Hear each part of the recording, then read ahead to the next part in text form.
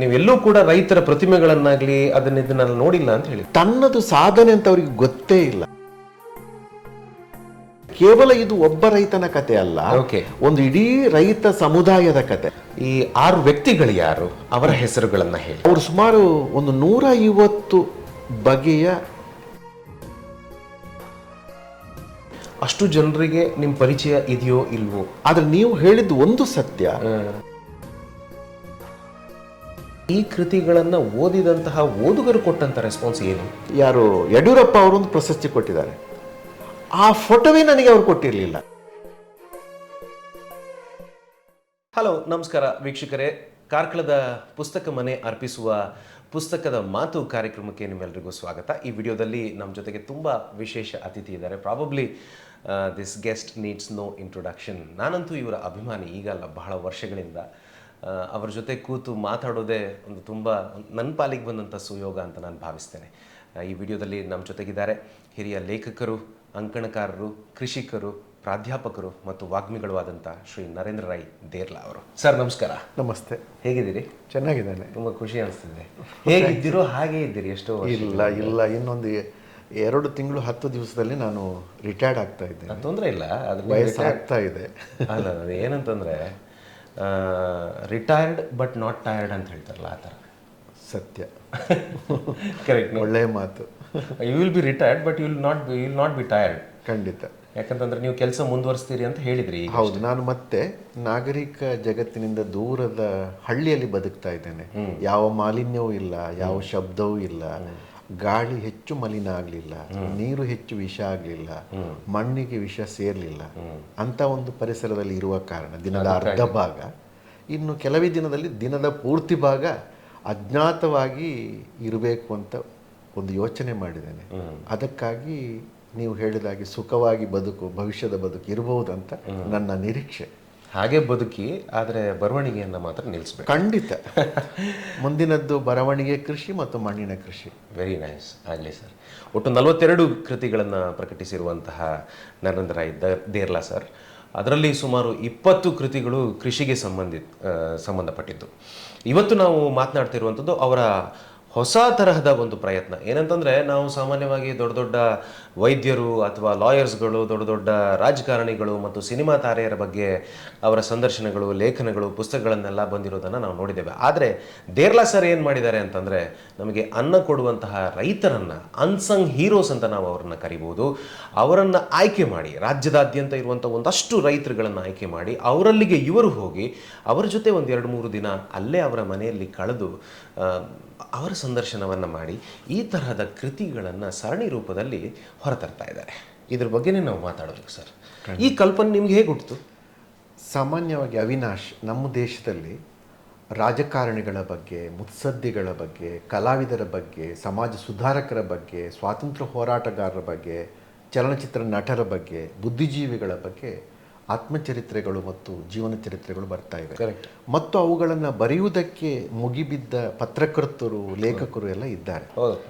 ಆದರೆ ಇವರನ್ನು ಸೇರಿಸಿ ಈ ದೇಶದ ಎಲ್ಲರಿಗೂ ಅನ್ನ ಕೊಡುವ ರೈತನ ಬಗ್ಗೆ ನೀವು ಹೇಳಿದ ಹಾಗೆ ಅಜ್ಞಾತವಾಗಿದ್ದಾನೆ, ಅನಾಮಿಕವಾಗಿದ್ದಾನೆ. ಯಾವ ಪ್ರಶಸ್ತಿ ಪುರಸ್ಕಾರಗಳು ನಮ್ಮ ರೈತರಿಗಿಲ್ಲ.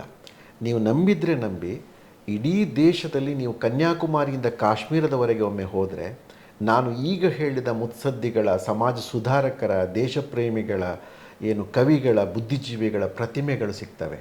ಆದರೆ ಒಬ್ಬನೇ ಒಬ್ಬ ರೈತನ ಪ್ರತಿಮೆಯನ್ನು ನಾನು ಈವರೆಗೆ ನೋಡಿಲ್ಲ.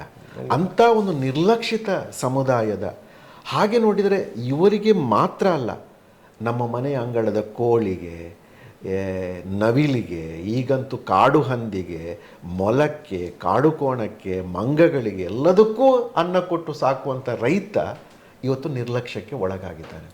ಅಂಥ ರೈತನನ್ನು ಬೆಳಕಿಗೆ ತರಬೇಕು ಅನ್ನೋಂಥ ಸದುದ್ದೇಶದಿಂದ ನಾನು ಈ ಸರಣಿಯನ್ನು ಆರಂಭಿಸಿದ್ದೇನೆ.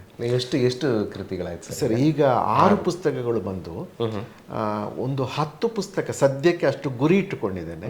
ಸದ್ಯ ನಾನು ಸರ್ಕಾರಿ ಸೇವೆಯಲ್ಲಿ ಇರುವ ಕಾರಣ ಸ್ವಲ್ಪ ನನ್ನ ಸಮಯ ನನಗೆ ಸಿಗ್ತಾ ಇಲ್ಲ.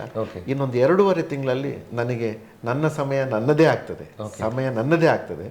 ಆವಾಗ ಇದನ್ನು ಸ್ವಲ್ಪ ಹೆಚ್ಚು ಮಾಡಬೇಕು, ಈ ಸಂಖ್ಯೆಯನ್ನು ಒಂದು 10-15ಕ್ಕೆ ಏರಿಸಬೇಕಂತ ಇದ್ದೇನೆ. ಈಗ ಸಾಮಾನ್ಯವಾಗಿ ಕರಾವಳಿ ದಕ್ಷಿಣ ಕನ್ನಡ ಜಿಲ್ಲೆಯ ರೈತರನ್ನು ಇಟ್ಟುಕೊಂಡು ನಿಧಾನವಾಗಿ ಮಲೆನಾಡಿಗೆ ಹೋಗಬೇಕು, ಬಯಲುಸೀಮೆಗೆ ಹೋಗಬೇಕು. ಹಾಗಂತ ಇವರು ಯಾರೂ ಕೂಡ ಕೃಷಿಯನ್ನು ಉದ್ಯಮದ ಸ್ವರೂಪದಲ್ಲಿ ಮಾಡುವವರಲ್ಲ. ಅಲ್ಲ ಅಲ್ಲ, ಒಂದು 10 ಎಕರೆ, 2 ಎಕರೆ, 1 ಎಕರೆ, ಇದರಲ್ಲಿ ಮಹಿಳೆಯರು ಬರಬೇಕು, ಬೇರೆ ಬೇರೆ ಸಮಾಜ ಸಮುದಾಯದವರು ಬರಬೇಕು, ಭತ್ತದ ಕೃಷಿಯವರು ಬರಬೇಕು, ವಾಣಿಜ್ಯ ಕೃಷಿ ಮಾಡುವವರು ಕೂಡ, ಪ್ರಯೋಗಗಳನ್ನು ಮಾಡುವವರು ಬರಬೇಕು, ಹೈನುಗಾರಿಕೆ ಬರಬೇಕು, ನರ್ಸರಿಯವರು ಬರಬೇಕು. ಹೀಗೆ ದಲಿತರು, ನಮ್ಮ ಪರಿಶಿಷ್ಟ ಜಾತಿ ಜನಾಂಗದವರು ಬರಬೇಕು. ನೀರಾವರಿ ಇಲ್ಲದ ತಗ್ಗು, ಹೊಳೆ ಬದಿಯ, ನದಿ ಬದಿಯಿಂದ ಎತ್ತರದ ಗುಡ್ಡೆಯ ಮೇಲೆ 20 ಸೆಂಟ್ಸ್ 30 ಸೆಂಟ್ಸ್ ಜಾಗದಲ್ಲಿ ಪ್ರಯೋಗ ಮಾಡುವವರು ಬರಬೇಕು ಅನ್ನುವಂಥ ಉದ್ದೇಶವನ್ನು ಇಟ್ಟುಕೊಂಡು ಹೊರಟಿದ್ದೇನೆ. ಜನ, ಯಾಕಂದರೆ ಎಲ್ಲರೂ ಅನ್ನ ತಿನ್ನುವವರೇ, ಜನ ಚಂದಕ್ಕೆ ಸ್ವೀಕರಿಸ್ತಾ ಇದ್ದಾರೆ. ಖಂಡಿತ ನೋಡುವ, ನಿಮ್ಮಂಥವರ ಸಹಕಾರ ನಾವು ಯಾವತ್ತು ನೀವು ಮುಂದೆ ಹೋಗ್ತಾ ಇರ್ತೀರಿ, ನಾವು ನಿಮ್ಮ ಹಿಂದೆ ನಾವು ಹೆಜ್ಜೆ, ನೀವು ಗುರುಗಳು, ನಿಮ್ಗೆ ಗೊತ್ತಿಲ್ಲ ನಾವು ನಿಮ್ಮನ್ನು ಯಾವ ಥರ ಫಾಲೋ ಮಾಡಿದ್ದೇವೆ ಅನ್ನೋದು ನಿಮ್ಗೆ ಗೊತ್ತಿಲ್ಲ, ಮುಂದೆ ಗೊತ್ತಾಗುತ್ತೆ. ಇರಲಿ. ಸೊ ಈ ಕಲ್ಪನೆ ಬಗ್ಗೆ ನೀವು ಹೇಳಿದ್ರಿ, ಮತ್ತು ನೀವೆಲ್ಲೂ ಕೂಡ ರೈತರ ಪ್ರತಿಮೆಗಳನ್ನಾಗಲಿ ಇದನ್ನೆಲ್ಲ ನೋಡಿಲ್ಲ ಅಂತ ಹೇಳಿದ್ರಿ. ಮತ್ತು ಈ ರೈತರುಗಳು ಅವ್ರು ಯಾವತ್ತೂ ಇಂಥ ರೆಕಗ್ನಿಷನ್ಗಳನ್ನು ನಿಮ್ಮ ಪುಸ್ತಕದ ರೀತಿಯಲ್ಲೇ ಆಗಲಿ ಅವ್ರು ಬಯಸಿದವರೇ ಅಲ್ಲ. ಅವರಿಗೆ ಇದು ಬೇಡವೇ ಬೇಡ, ಮತ್ತೆ ಇದು ಗೊತ್ತೂ ಇಲ್ಲ ಅವರಿಗೆ, ಅಲ್ವಾ? ನಿಮಗೆ ಸತ್ಯ ಯಾಕೆ ಗೊತ್ತಾ? ಎಷ್ಟೋ ಸಲ ರೈತರ ದೊಡ್ಡ ಸಮಸ್ಯೆ ಏನು ಗೊತ್ತಾ? ನಾನು ಈ ಒಬ್ಬೊಬ್ಬ ಕೃಷಿಕರ ಮನೆಗೆ ಒಂದು 5-10 ಸಲ ಹೋದದ್ದು ಕೂಡ ಇದೆ. ಅವ್ರ ಪಕ್ಕ ಬೇರೆಯವರ ರೀತಿ ಬಿಚ್ಕೊಳ್ಳೋದಿಲ್ಲ. ತನ್ನದು ಸಾಧನೆ ಅಂತ ಅವ್ರಿಗೆ ಗೊತ್ತೇ ಇಲ್ಲ. ನನ್ನ ಪ್ರಕಾರ ನಾನು ಇಲ್ಲಿ ಒಬ್ಬ ವ್ಯಕ್ತಿಯ ಬಗ್ಗೆ ಬರೆದಿರಬಹುದು, ಬಟ್ ಅದು ಒಬ್ಬ ವ್ಯಕ್ತಿ ಅಲ್ಲ. ಕೃಷಿ ಅಂತಂದ್ರೆ, ಭಾರತದ ಕೃಷಿ ಅಂತಂದ್ರೆ ಒಂದು ಬಹುತ್ವ. ಅಲ್ಲಿಗೆ ಬೀಜ ತಂದು ಹಾಕೋ ಇರ್ತಾನೆ, ಉಳುಮೆ ಮಾಡುವೋ ಇರ್ತಾನೆ, ನೇಜಿ ನಡುವವರು ಇರ್ತಾರೆ, ಮಾರಾಟ ಮಾಡುವಾಗ ಖರೀದಿಗೆ ಆ ಮನೆಗೆ ಬರೋರಿರ್ತಾರೆ, ಗೊಬ್ಬರ ತಂದು ಹಾಕೋರಿದ್ದಾರೆ. ಎಲ್ಲರ ಕಥೆ ಹೌದು. ಇವರು ನಾಯಕರು. ಈ ಸಾಧಕರ ಹಿಂದೆ ಒಂದು ಭಾರತ ಇದೆ, ಒಂದು ಬಹುತ್ವ ಭಾರತ ಇದೆ. ಅವೆಲ್ಲವನ್ನು ಕಟ್ಟಿಕೊಡು ಅಂದ್ರೆ ಕೇವಲ ಇದು ಒಬ್ಬ ರೈತನ ಕತೆ ಅಲ್ಲ, ಒಂದು ಇಡೀ ರೈತ ಸಮುದಾಯದ ಕತೆ. ನೀವು ಉದ್ಯಮಿ ರೈತನನ್ನ ತಗೊಂಡಾಗ ಅವ ಎಲ್ಲೋ ಬಾಂಬೆಯಲ್ಲಿ ಇರ್ತಾನೆ, ಡೆಲ್ಲಿಯಲ್ಲಿ ಇರ್ತಾನೆ, ಬೆಂಗಳೂರಲ್ಲಿ ಇರ್ತಾನೆ, ಅವನ ಮ್ಯಾನೇಜರ್ ತೋಟದಲ್ಲಿರ್ತಾನೆ. ಅವನಿಗೆ ಕೆಸರಿನ ಬಗ್ಗೆ, ಈ ಹಸಿರಿನ ಬಗ್ಗೆ, ಕೃಷಿಯ ಬಗ್ಗೆ ಅವನಿಗೆ ಅನುಭವವೇ ಇರುವುದಿಲ್ಲ. ಅವನಿಗೆ ಅದು ವಾರಕ್ಕೆ ಒಂದ್ಸಲ, ತಿಂಗಳಿಗೆ ಒಂದ್ಸಲ ಆ ವಿಷಮಯವಾದಂಥ ನಗರದಿಂದ ಮುಕ್ತವಾಗಿ ಬದುಕುವುದಕ್ಕೆ ಒಂದು ಜಾಗ ಆಗಿರುತ್ತೆ. ಸರಿ, ಅವ ಬದುಕಿನಲ್ಲಿ ಯಾವತ್ತೂ ಕೂಡ ಕೆಸರಿಗೆ ಕಾಲಿಡದವ. ಬಟ್ ಇವರು ಕೆಸರಿನಲ್ಲೇ ಇರುವವರು. ನಾನು ಯಾರನ್ನು ಆಯ್ಕೆ ಮಾಡಿದ್ದೇನೋ ಅವರು ಕೆಸರಿನಲ್ಲಿ, ಹಸಿರಿನಲ್ಲೇ ಇರುವವರು. ಮತ್ತೆ ಬೀಜ ಹಾಕಿ ಆ ಬೀಜ ಬೆಳೆಯದಿದ್ರೆ ಅಥವಾ ನೆಟ್ಟ ನೇಜಿ ರೋಗಕ್ಕೆ ಸತ್ತು ಹೋದರೆ ಅವರು ಮತ್ತೆ ಮತ್ತೆ ಬಿತ್ತುವವರು. ಮತ್ತೆ ಅವರ ಬದುಕಿನ ದಾರಿ ಅದು. ನಿಜ. ಅವರು ಆಸೆ ನಿರಾಶೆಗೆ ಒಳಗಾಗುವುದಿಲ್ಲ, ಅವರು ಆತ್ಮಹತ್ಯೆ ಮಾಡಿಕೊಳ್ಳೋದಿಲ್ಲ. ಆ ಕಾರಣಕ್ಕಾಗಿ ಆ ಸಮುದಾಯವನ್ನು ನಾನು ಆಯ್ಕೆ ಮಾಡಿಕೊಂಡೆ. Very nice. ಸರ್, ಈಗ ಮುಂದಿನ ಪ್ರಶ್ನೆ ಹೋಗೋದಕ್ಕಿಂತ ಮುಂಚೆ, ಈಗ ಒಟ್ಟು 6 ಕೃತಿಗಳನ್ನು ನೀವು ಹೊರತಂದಿದ್ದೀರಿ. ಈ 6 ವ್ಯಕ್ತಿಗಳು ಯಾರು, ಅವರ ಹೆಸರುಗಳನ್ನು ಹೇಳಿ. ಮೊದಲನೇ ಪುಸ್ತಕ ತಿರುಮಲೇಶ್ವರ ಭಟ್ ಅಂತ ನಮ್ಮೂರಿನಲ್ಲಿ ಒಬ್ಬರಿದ್ದಾರೆ. ನಿಮ್ಮ ಊರಂದ್ರೆ ನಮ್ಮ ಪುತ್ತೂರಿನಿಂದ ಬೆಳ್ಳಾರೆಯ ಕಡೆ ಹೋಗುವಾಗ ನಂದನವನ ಅಂತ ಅವ್ರದ್ದೊಂದು ತೋಟ ಇದೆ. ಅವರು ಸುಮಾರು ಒಂದು 150 ಬಗೆಯ ವಿದೇಶಿ ಮತ್ತು ಸ್ವದೇಶಿ ಹಣ್ಣುಗಳನ್ನು ಬೆಳೆಸ್ತಾ ಇದ್ದಾರೆ. ಮತ್ತು ನೀವು ಮನೆ ನೋಡಬೇಕು, ಅವರ ಮನೆಯ ಅಂಗಳದಲ್ಲಿರುವ ಒಂದು ಟೆಲಿಫೋನ್ ಕಂಬ ಕೂಡ ಒಂದು ಕಲಾಕೃತಿ. ಅದಕ್ಕೆ ಯಾವುದೋ ಒಂದು ಬಳ್ಳಿ ಬಿಟ್ಟಿದ್ದಾರೆ. ಬಳ್ಳಿಗಳ ತುದಿಗೊಂದು ಶಿಸ್ತಿದೆ, ಅಷ್ಟು ಚಂದ ಮಾಡಿದ್ದಾರೆ ಅವರ ತೋಟ. ನೀವು ಯಾಕೆ ನನಗೆ ಅದು ಇಡೀ ರಾಜ್ಯಕ್ಕೆ ಗೊತ್ತಾಗಿದೆ ಅಂದರೆ, ನಮ್ಮ ಮಾಜಿ ಶಿಕ್ಷಣ ಸಚಿವ ಸುರೇಶ್ ಕುಮಾರ್, ನಿಮಗೆ ಗೊತ್ತಿರಬೇಕು, ಅವರು ಮೊನ್ನೆ ನನ್ನ ಪುಸ್ತಕ ಓದಿ ಅವರ ತೋಟಕ್ಕೆ ಬಂದು ಒಂದು 2 ಗಂಟೆ ಇದ್ದು ತಿರುಗಾಡಿ ಹೋದರು. ಎರಡನೇ ಪುಸ್ತಕ ನಾನು ಬರೆದದ್ದು, ನಮ್ಮ ಊರಿನಲ್ಲಿ ಒಬ್ಬ ಮನಮೋಹನ ಅನ್ನುವ ಹುಡುಗ, 40 ವರ್ಷದವ, ಸುಮಾರು 3000 ಜೇನು ಪೆಟ್ಟಿಗೆ ಇಟ್ಟಿದ್ದಾನೆ. ಅವನಿಗೆ ಗೊತ್ತಿಲ್ಲ ಅವ ರಾಜ್ಯದಲ್ಲಿ ನಂಬರ್ 1 ಅಂತ. Very good. ಕಳೆದ ವರ್ಷ ಅವನ ಆದಾಯ 23 ಲಕ್ಷ ರೂಪಾಯಿ. ಕಾಸರಗೋಡಲ್ಲಿ, ಮಡಿಕೇರಿಯಲ್ಲಿ, ಚಿಕ್ಕಮಗಳೂರಲ್ಲಿ ಇಲ್ಲೆಲ್ಲ ಜೇನು ಪೆಟ್ಟಿಗೆನೇ ಇಡ್ತಾನೆ. 2-3 ತಂಡಗಳಿವೆ ಅವರೆಲ್ಲ. ಮನಮೋಹನ ಜೇನೆ ಜೀವನ ಅಂತ ಪುಸ್ತಕ ಬರೆದ. ಅದು ಬರೆದು 6 ತಿಂಗಳಲ್ಲಿ 2nd ಎಡಿಷನ್ ಬಂತದ್ದು. 3ನೇ ಪುಸ್ತಕ ಇದು ನಮ್ಮ ಸೋನ್ಸ್ ಬಗ್ಗೆ, ಮೂಡುಬಿದ್ರೆ. ಅವರು ಗೊತ್ತಲ್ಲ, ನಮ್ಮ ಕರಾವಳಿ ಈ ಬೆಲ್ಟಲ್ಲಿ ವಿದೇಶಿ ರಂಬುಟಾನ್, ಮ್ಯಾಂಗೋಸ್ಟಿನ್ ಅನ್ನುವಂಥ ಹಣ್ಣುಗಳನ್ನು ಪರಿಚಯಿಸಿದವರು. ಹೌದು. ಅನಂತರ ನಾಲ್ಕನೇದು ಡಿ ಕೆ ದೇವರಾಯರ ಬಗ್ಗೆ ಅವರು ಬೆಳ್ತಂಗಡಿ ಸಮೀಪ ಒಂದು ನಿರ್ಜನ ಜಾಗದಲ್ಲಿ ಕಳೆದ ಒಂದು 30-40 ವರ್ಷಗಳಲ್ಲಿ ಒಂದು 150-200 ಭತ್ತದ ತಳಿಗಳನ್ನು ಉಳಿಸಿಕೊಂಡು ಬಂದವರು. ನಿಜವಾಗಿ ಪದ್ಮಶ್ರೀ ಪ್ರಶಸ್ತಿಗೆ ಯೋಗ್ಯರಾದಂಥ ಒಬ್ಬ ಕೃಷಿ ಸಾಧಕ. ಹೌದಾ? ಈ ಕಳೆದ ಭಾನುವಾರ ಬಿಡುಗಡೆ ಆದಂಥ ಪುಸ್ತಕ ಬದನಾಜಿ ಶಂಕರ ಭಟ್ ಅಂತ ಒಬ್ಬ ರೈತ ನೆಲವಿಜ್ಞಾನಿ. ಅವರು ರಾಷ್ಟ್ರೀಯ ಅಡಿಕೆ ಸಂಶೋಧನಾ ಕೇಂದ್ರದ ಪಕ್ಕದಲ್ಲೇ ಇವರ ಜಮೀನು. ಆ ರಾಷ್ಟ್ರೀಯ ಸಂಶೋಧನಾ ಕೇಂದ್ರಕ್ಕೆ ಕಳೆದ 50 ವರ್ಷಗಳಲ್ಲಿ ಎಷ್ಟು ಕೋಟಿ ದುಡ್ಡು ಬಂದಿದೆ ಅಂತ, ಅನುದಾನ ಬಂದಿದೆ ಅಂತ ಲೆಕ್ಕ ಇಲ್ಲ. ಅಲ್ಲಿ ಅಷ್ಟು ವಿಜ್ಞಾನಿಗಳಿದ್ದಾರೆ. ಅಲ್ಲಿ ವಿಜ್ಞಾನದ ಸಂಶೋಧನೆಗಳಾಗ್ತವೆ, ತಳಿ ಸಂಶೋಧನೆಗಳಾಗ್ತವೆ, ಅದರ ಅನುಷ್ಠಾನ ಆಗುತ್ತೆ, ವಿಸ್ತರಣೆ ಎಲ್ಲ ಆಗ್ತದೆ, ವಿಜ್ಞಾನಿಗಳಿದ್ದಾರೆ, ಪ್ರಯೋಜನ ಆಗಿದೆ ಲೋಕಕ್ಕೆ. ಆದರೆ ಬೇಲಿ ಈ ಕಡೆ ಇರುವ ಈ ವಿಜ್ಞಾನಿ ಸರ್ಕಾರದ ಯಾವುದೇ ಅನುದಾನವನ್ನು ಪಡೆಯದೆ ವಿಶ್ವವಿದ್ಯಾನಿಲಯದ ಈ ರೀತಿಯ ಬೀಜಶಾಸ್ತ್ರ ಸಸ್ಯಶಾಸ್ತ್ರಕ್ಕೆ ಸಂಬಂಧಪಟ್ಟ ಯಾವುದೇ ವೈಜ್ಞಾನಿಕ ಕೋರ್ಸ್ ಮಾಡದೆ ತನ್ನ ಮನೆಯ ಅಡುಗೆ ಕೋಣೆಯನ್ನು ಲ್ಯಾಬ್ ಮಾಡಿಕೊಂಡು ಅವರ ಶ್ರೀಮತಿಯ ಲ್ಯಾಬ್ ಅಸಿಸ್ಟೆಂಟ್ ಆಗಿ ಮಾಡಿರುವ ಪ್ರಯೋಗ, ಅಡಿಕೆಯಿಂದ ಲಿಪ್ಸ್ಟಿಕ್ ಮಾಡಿದ್ದಾರೆ, ಅಡಿಕೆಯಿಂದ ಗೋಂದು ಮಾಡಿದ್ದಾರೆ, ಅಡಿಕೆಯಿಂದ ವೈನ್ ಮಾಡಿದ್ದಾರೆ, ಅಡಿಕೆಯಿಂದ ಸಾಫ್ಟ್ ಡ್ರಿಂಕ್ಸ್ ಮಾಡಿದ್ದಾರೆ, ಈ ರೀತಿ ಸಾಬೂನು ಮಾಡಿದ್ದಾರೆ, ಬೇರೆ ಬೇರೆ ಆಯುರ್ವೇದ ಔಷಧಿಗಳನ್ನ ಕಂಡುಹಿಡಿದಿದ್ದಾರೆ. ಅಡಿಕೆಯ ಈ ರೀತಿಯ ಮೌಲ್ಯವರ್ಧನೆಯ ಜೊತೆಗೆ ಅಡಿಕೆಯನ್ನು ಉತ್ಪಾದಿಸುವ ಅಡಿಕೆ ಮರಕ್ಕೆ ಬರುವ ಕಾಯಿಲೆಗಳ ಬಗ್ಗೆ ಕೂಡ ಅವರು ಅನೇಕ ಔಷಧಿಗಳನ್ನ ಕಂಡು ಹಿಡಿದಿದ್ದಾರೆ. ಅದ್ಭುತ. ಇದು ನಮ್ಮ ರೈತರ ಸಮಸ್ಯೆ ಏನಂತಂದ್ರೆ, ಈ ರೀತಿಯ ಸಾಧಕರ ಸಮಸ್ಯೆ ಏನು ಅಂತಂದ್ರೆ, ಪ್ರಭುತ್ವಕ್ಕೆ ಗೊತ್ತಾಗೋದು ಬೇಡಿ ಅಥವಾ ಬೇರೆ ಸಮುದಾಯಕ್ಕೆ ಗೊತ್ತಾಗೋದು ಬೇಡಿ, ರೈತರಿಗೆ ಗೊತ್ತಿಲ್ಲ ಇಂಥ ಒಬ್ಬ ಸಾಧಕ ಕೃಷಿಕ ತಮ್ಮ ಊರಲ್ಲಿ ಇದ್ದಾರೆ ಅಂತ ರೈತರಿಗೆ ಗೊತ್ತಿಲ್ಲ. ಈಗ ಇಂಥವರು, ನಾನು ಅದಕ್ಕೆ ಇದು ಸಂಶೋಧನಾ ಗ್ರಂಥ ಅಲ್ಲ, ಇದು ಪುಸ್ತಕ. ಇದರಲ್ಲಿ ಪರಿವಿಡಿಗೆ ಇಲ್ಲ, ಅಡಿಟಿಪ್ಪಣಿ ಇಲ್ಲ, ಅನುಬಂಧ ಇಲ್ಲ, ಇದು ಮುನ್ನುಡಿ ಇಲ್ಲ. ಒಂದು 2 ಗಂಟೆಯಲ್ಲಿ ಓದಿ ಮುಗಿಸಬಹುದಾದ ಸ್ವಲ್ಪ ಒಂದು ವಿಚಿತ್ರ ವಿನ್ಯಾಸ ಇದೆ, ಇದಕ್ಕೆ ಆಕಾರ ಇದೆ. ಇಲ್ಲಿ ನಿಜ, ನಾನು ಅದನ್ನೇ ಈಗ ನೆಕ್ಸ್ಟ್ ಹೇಳಬೇಕು ಅಂತಿದ್ದೆ. ವೀಕ್ಷಕರೇ, ನೀವು ಇದನ್ನ ಗಮನಿಸಿ, ಈ ಪುಸ್ತಕ ಎಷ್ಟು ಸುಂದರವಾಗಿದೆ ಅಂದ್ರೆ ದ ಅಪಿಯರೆನ್ಸ್ ಅಂತ ಹೇಳ್ತೇವಲ್ಲ, ಒಂದು ಸಲ ನೋಡಿದಾಗ ನಮಗದು ಕಣ್ಣಿಗೆ ಹೊಡೆಯುವಂಥದ್ದು ಮತ್ತು ಅದು ಮನಸ್ಸಿಗೆ ಕೊಡುವಂತಹ ಒಂದು ಅನುಭೂತಿ ತುಂಬಾ ಸರಳವಾಗಿ ರೆಕ್ಟ್ಯಾಂಗಲ್ ಶೇಪಲ್ಲಿ ಈ ಥರ ಬಂದು ಹೀಗೊಂದು ಕೈಗೆ ಎತ್ಕೊಳ್ಬೇಕು, ಪಟ ಓದಿ ಮುಗಿಸ್ಬೇಕು ಅಂತ ಅನಿಸಿಬಿಡ್ತದೆ. ಹೌದು. ಅದರ ಉದ್ದೇಶ ಏನು ಸರ್ ಗೊತ್ತಾ? ಈ ಕೃಷಿ ಪುಸ್ತಕದಲ್ಲಿ ಅಕ್ಷರಗಳು ಮಾತ್ರ ಮಾತಾಡಬಾರ್ದು, ಚಿತ್ರಗಳು ಮಾತ್ರ. ಇಂಪಾರ್ಟೆಂಟ್. ಚಿತ್ರ ಹೆಚ್ಚು ಹಾಕಬೇಕಾದ್ರೆ, ವಿನ್ಯಾಸ ಚಂದ ಮಾಡಬೇಕಾದ್ರೆ ಈ ಆಕಾರವನ್ನು ನಾನು ಆಯ್ಕೆ ಮಾಡಿಕೊಂಡೆ. ಕೆಲವರು ಸ್ವಲ್ಪ ತಕರಾರು ಇತ್ತು, ಇದು ಕಪಾಟಲ್ಲಿ ಇಟ್ಕೊಳ್ಳಿಕ್ಕೆ ಕಷ್ಟ ಆಗುತ್ತೆ ಅಂತ. ಆದರೆ ನನ್ನ ಪ್ರಕಾರ ಇದು ಮುದ್ದಾಗಿದೆ, ಕೈಯಲ್ಲಿ ಇಟ್ಕೊಂಡು ಓದಲಿಕ್ಕೆ ಅನುಕೂಲ ಆಗುತ್ತೆ. ಗ್ರಂಥ ಅಲ್ಲ, ಚರಿತ್ರೆ ಸಂಶೋಧನಾ ಗ್ರಂಥದ ಒಳಗಡೆಯೇ ದಾಖಲಾಗಬೇಕು ಅಂತ ಏನಿಲ್ಲ. ಚಿಕ್ಕ ಪುಸ್ತಕ, ರೈತರ ಚರಿತ್ರೆ ಇದಕ್ಕಿಂತ ಜಾಸ್ತಿ ಇರೋದಿಲ್ಲ, ಅದು ಮತ್ತೆ ಜಾಸ್ತಿ ಮಾಡೋ ಅಗತ್ಯ ಇಲ್ಲ.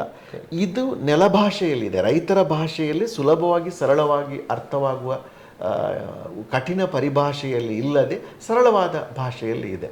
ಅದರಿಂದಾಗಿ ಅನೇಕ ಜನರಿಗೆ ಇದು ಇಷ್ಟ ಆಗ್ತಾ ಇದೆ. ಸರ್, ಈಗ ಈ ಪ್ರಾಸೆಸ್ಸಲ್ಲಿ ನಿಮಗೆ ಒಂದಷ್ಟು ಚಾಲೆಂಜಸ್ಗಳು ಬಂದಿರ್ಬೋದು. ನಾನು ಒಂದು ಪ್ರಶ್ನೆ ಕೇಳಬೇಕಿಲ್ಲಿ, ಇದು ಬಾಲಿಶ್ ಅನ್ಸುತ್ತೆ ನಂಗೆ ಗೊತ್ತಿಲ್ಲ, ಬಟ್ ಯಾಕೆ ಅಂತಂದರೆ ಇಂಥ ವ್ಯಕ್ತಿಗಳನ್ನು ನೀವು ಸಂಪರ್ಕ ಮಾಡಿದಾಗ, ಹಲೋ ನಮಸ್ಕಾರ, ನಾನು ನರೇಂದ್ರ ದೇರ್ಲಾ ಮಾತಾಡ್ತಿದ್ದೇನೆ ಅಂತ ಹೇಳಿದಾಗ ಮೇ ಬಿ ಅಷ್ಟು ಜನರಿಗೆ ನಿಮ್ಮ ಪರಿಚಯ ಇದೆಯೋ ಇಲ್ವೋ ಗೊತ್ತಿಲ್ಲ.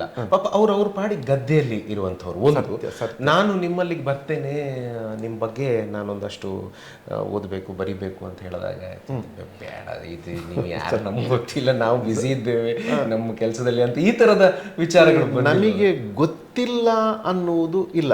ಅವರಿಗೆ ನಾನು ಗೊತ್ತಿದ್ದೇನೆ. ಯಾಕಂದ್ರೆ ಈಗ ನಾನು ಆಯ್ಕೆ ಮಾಡಿಕೊಂಡ ಈ 5-6 ಜನ ಸ್ಥಳೀಯರೇ, ನಮ್ಮ ಹೆಚ್ಚು ಕಡಿಮೆ ನನ್ನ ಅಕ್ಕಪಕ್ಕದವರೇ. ಆದ್ರೆ ನೀವು ಹೇಳಿದ್ದು ಒಂದು ಸತ್ಯ, ಒಂದು ಅವರು ರಾಜ್ಯ ಆಗುವುದಿಲ್ಲ ನಮ್ಮ ಜೊತೆ. ಇದು ನಮಗೆ ಯಾಕೆ, ನಾವೇನಷ್ಟು ದೊಡ್ಡ ಸಾಧನೆ ಮಾಡಿದ್ದೇವೆ, ಪುಸ್ತಕವ ನಮ್ಮ ಬಗ್ಗೆ ಒಂದು ಪುಸ್ತಕವ ಅಂತ ಅವರಲ್ಲಿ ಇರುತ್ತೆ. ಇನ್ನೊಂದು, ಯಾವ ರೀತಿ ಕೆದಕಿದ್ರು, ನಾನು ಅದಕ್ಕೆ ಬಗೆದದ್ದು ಅಂತ ಒಂದು ಪದಪ್ರಯೋಗ ಮಾಡಿದೆ, ಒಕ್ಕುವುದಂತ. ಒಕ್ಕಲೇಬೇಕಾಗುತ್ತೆ. ಯಾಕಂದ್ರೆ ರೈತರು ಪಕ್ಕ ಮಾತಾಡೋದಿಲ್ಲ, ಪಕ್ಕ ವಿವರಗಳನ್ನು ಬಿಚ್ಚಿಕೊಡೋದಿಲ್ಲ. ಒಂದು ಚಿಕ್ಕ ಉದಾಹರಣೆ ಕೊಡ್ತೇನೆ ನೋಡಿ. ಈ ಪುಸ್ತಕದ ಈ ಸಾಧಕ ಇದ್ದಾರಲ್ಲ, ಬದನಾಜಿ ಶಂಕರ ಭಟ್ರು, ಇವರಿಗೆ ರಾಜ್ಯದ ದೊರೆ ಯಾರು ಯಡಿಯೂರಪ್ಪ ಅವರೊಂದು ಪ್ರಶಸ್ತಿ ಕೊಟ್ಟಿದ್ದಾರೆ. ಆ ಫೋಟೋವೇ ನನಗೆ ಅವರು ಕೊಟ್ಟಿರಲಿಲ್ಲ. ನಾನು ಮೊನ್ನೆ ಪುಸ್ತಕ ಬಿಡುಗಡೆ ಆದ ನಂತರ ಅವರ ಮನೆಗೆ ಹೋದಾಗ ಅವರ ಕಪಾಟಿನ ಮೇಲೆ ನೋಡಿದೆ. ಆ ಆಲೋಚನೆನೇ ಇಲ್ಲ ಅವ್ರಿಗೆ ಇಲ್ಲ, ಅದನ್ನು ಕೊಡಬೇಕು ಅನ್ನೋದು ಇಲ್ಲ. ಎರಡನೇ ಸಂಕೋಚ, ಇದಕ್ಕೆ ನೀವು ಖರ್ಚು ಮಾಡಬೇಕಲ್ಲ, ಯಾರು ಓದ್ತಾರೆ ನಮ್ಮ ಕತೆ ಅಂತ. ಇದು ಈ ರೀತಿಯ ಪ್ರಶ್ನೆ ಇರುತ್ತೆ. ಮತ್ತೆ ನಾನೇನು ಮಾಡ್ತೇನೆ ಅಂದರೆ, ಈಗ 7ನೇ ವ್ಯಕ್ತಿಯ ಹತ್ತಿರಕ್ಕೆ ಹೋಗುವಾಗ, ಒಬ್ಬ ಸಾಧಕನ ಹತ್ತಿರಕ್ಕೆ ಹೋಗುವಾಗ, ನೋಡಿ ಈ 6 ಜನರ ಕತೆ ಹೀಗೆ ಇದೆ ಅಂತ ಇದನ್ನು ತೋರಿಸ್ತೇನೆ. ಅವರು ಓದ್ತಾರೆ, ಒಂದು ದಿವಸ ಅದನ್ನು ಗಮನಿಸ್ತಾರೆ. ಆವಾಗ ಅವರಿಗೆ ಕನ್ವಿನ್ಸ್ ಅವರು ಒಪ್ತಾರೆ, ರಾಜಿ ಆಗ್ತಾರೆ. ಮತ್ತೆ ನಿಧಾನವಾಗಿ ಒಂದು ಸಲಕ್ಕೆ ಬಾಯಿ ಬಿಡೋದಿಲ್ಲ. ಅವರು 4-5 ಸಲ ಹೋಗಿ ಒಂದು ಆತ್ಮೀಯವಾದಂಥ ಪರಿಸರವನ್ನು ಸೃಷ್ಟಿಸಿಕೊಂಡು ನಾವು ಅವ್ರನ್ನ ಕೆದಕಬೇಕಾಗುತ್ತೆ, ಒಪ್ಪಿಸ್ಬೇಕಾಗುತ್ತೆ, ಬಾಯಿ ಬಿಡಿಸ್ಬೇಕಾಗುತ್ತೆ. ಮತ್ತೆ ಅವರು ಹೇಳುವಾಗ ಉಂಟಲ್ಲ, ಕೆಲವು ಪ್ರಕಟಿಸಬಾರದನ್ನು ಕೂಡ ಹೇಳ್ತಾರೆ ಅವರು, ಯಾಕಂದ್ರೆ ಅವ್ರ ಮುಗ್ಧತೆ ಅವರಲ್ಲಿ ಇರ್ತದೆ. ಅದು ಲೋಕಕ್ಕೆ ಬೇಡದ್ದು. ಮತ್ತೆ ಇನ್ನು ಕೃಷಿಗೆ ಪಡದ ಕೆಲವು ವಿವರಗಳಿರ್ತವೆ ಅವರ ಬದುಕಿನಲ್ಲಿ, ಅದನ್ನು ನಾನು ಸೇರಿಸಿಕೊಂಡಿದ್ದೇನೆ. ಈಗ ಬದನಾಜಿ ಶಂಕರ್ ಭಟ್ರ ಪುಸ್ತಕದಲ್ಲಿ ವಿವೇಕಾನಂದ ಕಾಲೇಜು ಹೇಗೆ ಹುಟ್ಟಿಕೊಂಡಿತು ಅನ್ನುವ ವಿವರ ಇದೆ. ಅಂದ್ರೆ ಒಬ್ಬ ರೈತನ ಚರಿತ್ರೆ ಅಂತಂದ್ರೆ ಅದು ಒಂದು ಲೋಕದ ಚರಿತ್ರೆ ಆಗಿರುತ್ತೆ. ಕರೆಕ್ಟ್. ಏಕಕಾಲದಲ್ಲಿ ಸಮುದಾಯದ ಚರಿತ್ರೆಯೂ ಆಗಿರುತ್ತೆ. ಯಾಕಂತಂದ್ರೆ ಈ ಸಮುದಾಯದಲ್ಲಿ ಅಥವಾ ಈ ನಾವು ಬದುಕುವ ಲೋಕದಲ್ಲಿ ಅತ್ಯಂತ ಹೆಚ್ಚು ಜನರ ಸಂಪರ್ಕ ಇರೋದು ನಮ್ಮ ರೈತರಿಗೆ. ಒಬ್ಬ ಉದ್ಯಮಿ ಗಾಜಿನ ಮನೆಯಲ್ಲಿ ಬದುಕ್ತಾ ಇರ್ತಾನೆ, ಜನಸಾಮಾನ್ಯರ ಜೊತೆಗೆ, ನೆಲದವರ ಜೊತೆಗೆ ಅವ ಸಂಪರ್ಕ ಇಟ್ಕೊಳ್ಳೋದು ಕಡಿಮೆ. ಆದರೆ ರೈತ ಚೋಮಣ್ಣನ ಜೊತೆಗೂ ಮಾತನಾಡ್ತಾನೆ, ಪಾತಮಕ್ಕನವ್ರ ಜೊತೆಗೂ ಮಾತನಾಡ್ತಾನೆ, ಬಾಯಮ್ಮನ ಜೊತೆಗೂ ಮಾತನಾಡ್ತಾನೆ, ರಾಧಮ್ಮನ ಜೊತೆಗೂ ಮಾತನಾಡ್ತಾನೆ. ಒಂದು ಕೃಷಿ, ಒಂದು ಗದ್ದೆಗೆ ಒಂದು 50 ವರ್ಷ ಆಗಿದ್ರೆ ಅದರಲ್ಲಿ ಲಕ್ಷಾಂತರ ಜನ ಕೆಸರಿಗೆ ಕಾಲಿಟ್ಟಿರ್ತಾರೆ. ಎಲ್ಲರೂ ಅದರಲ್ಲಿ ಪಾಲುಗಾರರಾಗಿರ್ತಾರೆ. ಆ ಕಾರಣಕ್ಕಾಗಿ ನನಗೆ ಅನಿಸುವುದು ಈ ಪುಸ್ತಕದಲ್ಲಿ ಒಬ್ಬ ನಾಯಕ ಇರಬಹುದು, ಆದರೆ ಇದು ಏಕಕಾಲದಲ್ಲಿ ನಮ್ಮ ದೇಶದ ರೈತರ ಕಥೆ ಅಲ್ವಾ ಸರ್? ಆಗಲಿ, ಬಹಳ ಅದ್ಭುತವಾಗಿ ವಿವರಣೆ ಕೊಡ್ತಾ ಹೋದರೆ ಸರ್. ಪ್ರಾಯಶಃ ಇದು ನನ್ನ ಕೊನೆಯ ಪ್ರಶ್ನೆ ಆಗಿರ್ತದೆ. ಈಗ ನೀವು ಇಂಥ ರೈತರುಗಳನ್ನು ಭೇಟಿಯಾಗಿ ಪುಸ್ತಕವನ್ನು ಹೊರತಂದ ನಂತರ, ಅವರ ಕೈಗೆ ಇಟ್ಟ ನಂತರ, ಅವರು ಅದನ್ನು ನೋಡಿ ಕೊಟ್ಟಂತಹ ರೆಸ್ಪಾನ್ಸ್ ಒಂದು, ಮತ್ತು ಈ ಕೃತಿಗಳನ್ನು ಓದಿದಂತಹ ಓದುಗರು ಕೊಟ್ಟಂಥ ರೆಸ್ಪಾನ್ಸ್ ಏನು? ತುಂಬ ಆಪ್ಯಾಯಮಾನವಾದದ್ದು. ನನಗೆ ಮತ್ತೆ ಮತ್ತೆ ಬರೆಯಬೇಕು ಅಂತ ಅನಿಸುವುದು. ನಮಗಾಗುವ ಶ್ರಮ, ಆರ್ಥಿಕ ನಷ್ಟ, ನಿಮಗೆ ಗೊತ್ತಲ್ಲ, ಪುಸ್ತಕ ಇವತ್ತು ಬರೆದು ಮಾರಾಟ ಮಾಡಿ ಲಾಭ ಮಾಡಲಿಕ್ಕೆ ಸಾಧ್ಯ ಇಲ್ಲ. ಆದರೆ ನಾನು ಒಂದು ಸಾರ್ಥಕ ಕೆಲಸ ಮಾಡ್ತಾ ಇದ್ದೇನೆ ಅಂತ ನನಗೆ ಅನಿಸಿದ್ದು ಈ ಪುಸ್ತಕವನ್ನು ಆ ಪುಸ್ತಕದ ನಾಯಕರು ಸ್ವೀಕರಿಸಿದಾಗ ಅವರಲ್ಲಿ ಬಂದಂಥ ಪ್ರತಿಕ್ರಿಯೆ, ಮತ್ತು ಅದೇ ಮನಸ್ಸಿನ ಬೇರೆ ರೈತರು ಅದನ್ನು ಓದುವಾಗ ಓದಿ ನನಗೆ ಕೊಟ್ಟಂಥ ಪ್ರತಿಕ್ರಿಯೆಗಳು ಉಂಟಲ್ಲ, ಮತ್ತೆ ಮತ್ತೆ ಬರೆಯುವ ಈ ಸರಣಿಯನ್ನು ಮುಂದುವರಿಸುವಂತ ನನಗೆ ಅನಿಸ್ತಾ ಇದೆ. ಎಲ್ಲೋ ಯಾರೂ ಮುಟ್ಟದ, ಯಾರೂ ಬರೆಯದ ನೆಲದಲ್ಲಿರುವ ಅನಾಮಿಕ ರೈತರನ್ನು, ಅವರ ಸಾಧನೆಯನ್ನು, ಅವರ ಜನಪದ ಕೌಶಲ್ಯಗಳನ್ನು, ಬೀಜದ ಬಗ್ಗೆ, ಬೆಳೆಯ ಬಗ್ಗೆ, ಕೊಯ್ಲಿನ ಬಗ್ಗೆ, ಧಾನ್ಯ ಸಂಗ್ರಹದ ಬಗ್ಗೆ, ಅವರ ನಾಟಿ ಅರಿವನ್ನು ಮುಂದಿನ ತಲೆಮಾರಿಗೆ ದಾಟಿಸುವ ಕೆಲಸ, ಅದೊಂದು ಸಾರ್ಥಕ ಕೆಲಸ, ಧನ್ಯತೆ ಕೆಲಸ ಅಂತ ನಾನಂತೂ ಭಾವಿಸಿಕೊಂಡಿದ್ದೇನೆ. ಖಂಡಿತ ಖಂಡಿತ ಒಂದು ಅದ್ಭುತವಾದಂಥ ಕೆಲಸವನ್ನೇ ಮಾಡ್ತಾ ಇದ್ದೀವಿ ಸರ್. ಅಂದರೆ ಅದಕ್ಕೆ ಹೇಗೆ ನಾನು ವಿವರಣೆ ಕೊಡಬೇಕು ಗೊತ್ತಾಗ್ತಾ ಇಲ್ಲ. ಆಗಲಿ, ಮಾತಾಡ್ತಾ ಭಾಳ ಹೊತ್ತೇ ಆಯಿತು. ಕೊನೆಯದಾಗಿ ವೀಕ್ಷಕರಿಗೆ ನಿಮ್ಮ ಈ ಸರಣಿಯಲ್ಲಿ ಪ್ರಸಾರ ಅಥವಾ ಪ್ರಕಟ ಆಗ್ತಾ ಇರುವಂಥ ಈ ಕೃತಿಗಳ ಬಗ್ಗೆ ಏನು ಹೇಳೋದಕ್ಕೆ ಬಯಸ್ತೀರಿ? ಕೊನೆ ಮಾತು. ಈ ಕಾರ್ಯಕ್ರಮವನ್ನು ನೋಡುವ ನೀವು ಕೂಡ ಅನ್ನ ತಿನ್ನುವವರೇ ಅಂತ ನಾನು ಭಾವಿಸಿಕೊಂಡಿದ್ದೇನೆ. ಆ ಕಾರಣಕ್ಕಾಗಿ ಅನ್ನದಾತರ ಪುಸ್ತಕವನ್ನು ಓದುವುದು ನಿಮ್ಮ ಬದ್ಧತೆ, ಜವಾಬ್ದಾರಿ, ಉದ್ದೇಶ ಆಗದೇ ಇದ್ದರೂ ಕೂಡ ಅನ್ನದಾತರ ಚರಿತ್ರೆಯನ್ನು, ಅನ್ನದಾತರ ಕಷ್ಟ, ಬೆವರು, ಶ್ರಮ, ಸಾಲ, ಸಮಸ್ಯೆ ಇವೆಲ್ಲವನ್ನು ಅರಿಯುವುದರ ಮೂಲಕ ನೀವು ನಿಮ್ಮ ಚರಿತ್ರೆಯನ್ನೇ ಎಲ್ಲೋ ಒಂದು ಕಡೆ ಅಧ್ಯಯನ ಮಾಡ್ತೀರಿ ಅಂತ ನನಗೆ ಅನಿಸ್ತಾ ಇದೆ. ದಯವಿಟ್ಟು ಈ ಪುಸ್ತಕಗಳನ್ನು ಸಾಧ್ಯವಾದಷ್ಟು ಓದಿ, ಅದಕ್ಕಿಂತ ಹೆಚ್ಚು ನಿಮ್ಮ ಮನೆಯಲ್ಲಿರುವ ಕಿರಿಯ ತಲೆಮಾರಿಗೆ ಇವತ್ತು ಬಹಳ ಅಗತ್ಯ. ನಾವು ಇವತ್ತು ಅನ್ನದ ಕಥೆಯನ್ನು ತರಗತಿಯ ಒಳಗಡೆ ಕೂತು ಅಧ್ಯಯನ ಮಾಡ್ತಾ ಇದ್ದೇವೆ. ಅನ್ನದ ಚರಿತ್ರೆಯನ್ನು ಅನ್ನದ ಜಾಗದಲ್ಲೇ ಕೂತು ಚರಿತ್ರೆ ಮಾಡುವುದಕ್ಕೆ ಸಾಧ್ಯವಾಗುವ ಒಂದು ಸರಣಿ ಅಂತ ನಾನು ಭಾವಿಸಿಕೊಂಡಿದ್ದೇನೆ. ಎಲ್ಲರಿಗೂ ನಮಸ್ಕಾರ. ಈ ಕೃತಿಗಳ ಬೆಲೆ 100, 140, 150, 160 ರೂಪಾಯಿ ಹೆಚ್ಚು ಅಂತಂದರೆ, ಮತ್ತು ಇದು ಗಿಫ್ಟ್ ಕೊಡೋದಕ್ಕೆ ಭಾಳ ಚೆನ್ನಾಗಿರುತ್ತೆ. ಒಂದು ಉಡುಗೊರೆ ಕೊಡ್ಬೋದು, ಒಂದು ಒಳ್ಳೆ ಪ್ಯಾಕಿಂಗ್ ಮಾಡಿ ಚಂದ ಮಾಡಿ ಹೀಗೆ ಕೊಟ್ಟರೆ ಏನು ಕೊಟ್ಟರು ಅಂತ ತಕ್ಷಣ ಗೊತ್ತಾಗಲ್ಲ, ಭಾಳ ಚೆನ್ನಾಗಿರ್ತದೆ. ಈ ಕೃತಿಗಳನ್ನು ನೀವು ಕ್ರಿಯೇಟಿವ್ ಪುಸ್ತಕ ಮನೆಯಲ್ಲಿ ಉಡುಪಿ ಜಿಲ್ಲೆಯ ಕಾರ್ಕಳದಲ್ಲಿ ಇದೆ ಮತ್ತು ದಕ್ಷಿಣ ಕನ್ನಡ ಜಿಲ್ಲೆಯ ಮೂಡುಬಿದಿರೆಯಲ್ಲಿದೆ, ಅಲ್ಲಿಂದ ಖರೀದಿ ಮಾಡಬಹುದು. ಇಲ್ಲ ಅಂತಂದರೆ ನಾವು ದೂರದ ಊರಿನವರು ಅಂತಾದರೆ ನೀವು ಆನ್ಲೈನ್ ಮೂಲಕ ಖರೀದಿ ಮಾಡ್ಬೋದು. ಮತ್ತು ನಮ್ಮ ಪುಸ್ತಕ ಮನೆ ಯೂಟ್ಯೂಬ್ ಚಾನಲನ್ನು ಖಂಡಿತ ಸಬ್ಸ್ಕ್ರೈಬ್ ಮಾಡಿ. ನಮಸ್ಕಾರ.